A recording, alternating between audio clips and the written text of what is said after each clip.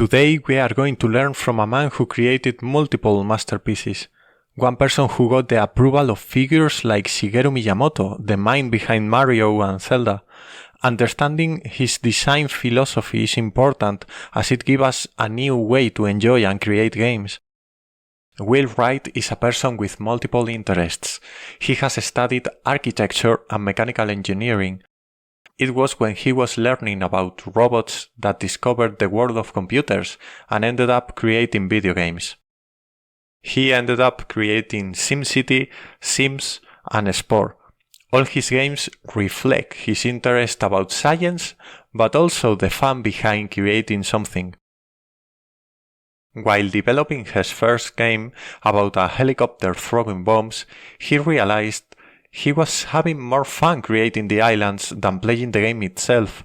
This idea of creativity and customization would last in the following games. Will was always amazed by the Chinese board game Go. How something as simple could have so much complexity. After releasing multiple games, he started thinking about video games as tools to create something bigger. His design philosophy consists of giving the player a set of well-polished tools and an interesting sandbox. The fun doesn't come from the game only, but also the player's engagement. Given his multiple interests in different fields, Will has always thought about how games are just another part of a bigger picture, entertainment. As such, games are just a form of entertainment that focuses on interactivity. From his point of view, there is a lot to explore in the game industry. By borrowing elements from other types of media, we can understand better how video games work. One way to look at this is like a triangle with a property in each corner: identity, action, and empathy. All forms of entertainment benefit from those. Action is the degree of interaction between the consumer and the entertainment medium. It is usually the characteristic property of games, as they are interactive, but also present in other media, like choose-your-own-adventure books or karaoke.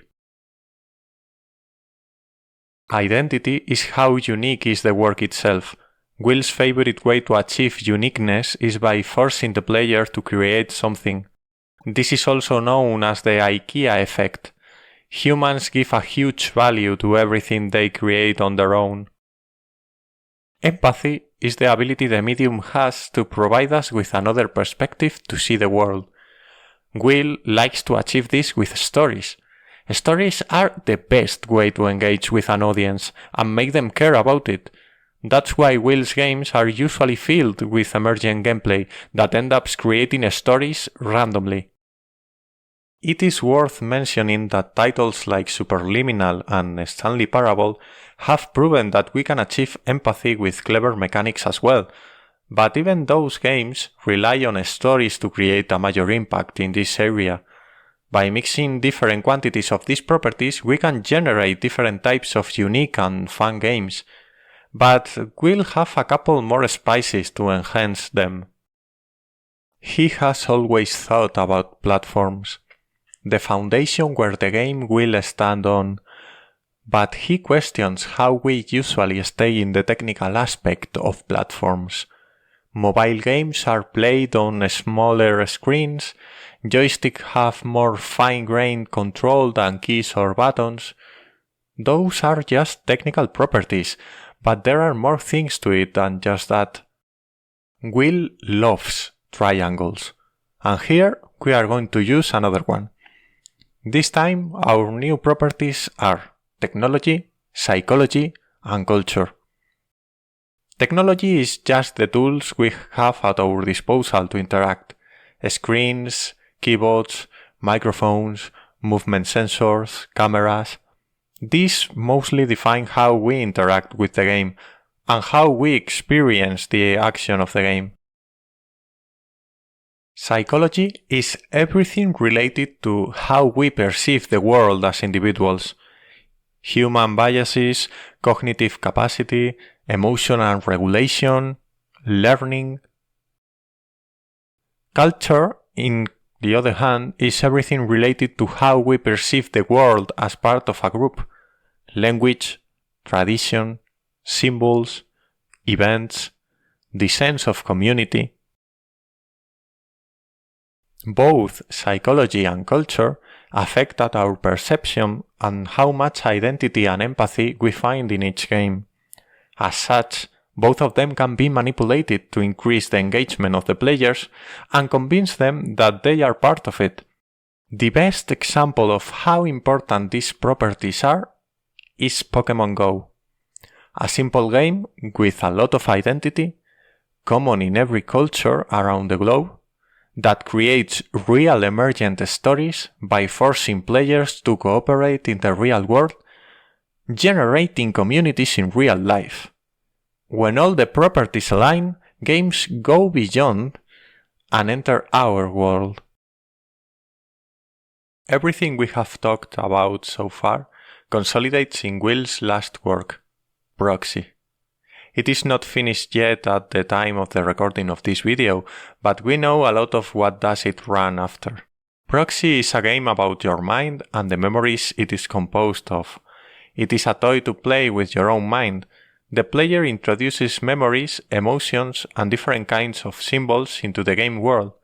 After enough information is gathered, the game uses it to create experiences and help you explore things about yourself. It also differentiates between public and private information, so that you can share with others only the things you consider appropriate. Seeing this with a bit of perspective, this game aggregates all of Will's knowledge about game design into a single one.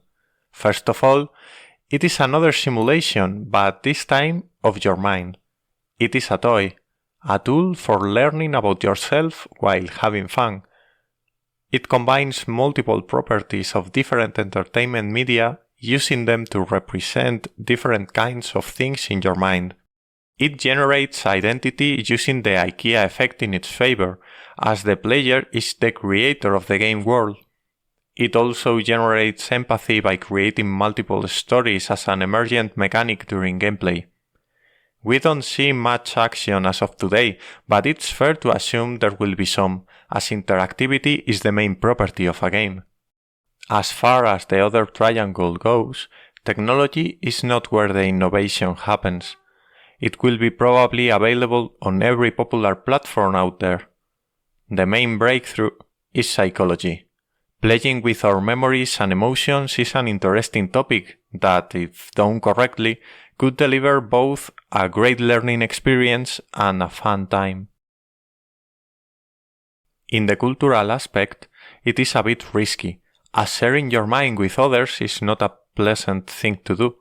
Arguments arise between people for this exact reason, but it is indeed interesting to try another tool to accomplish the same thing: share experiences with others.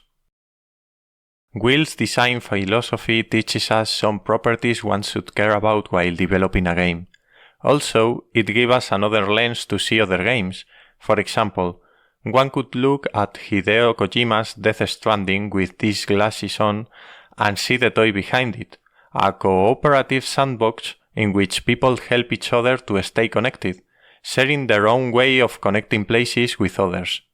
Again, IKEA effect, sharing with your community, building a culture around the game.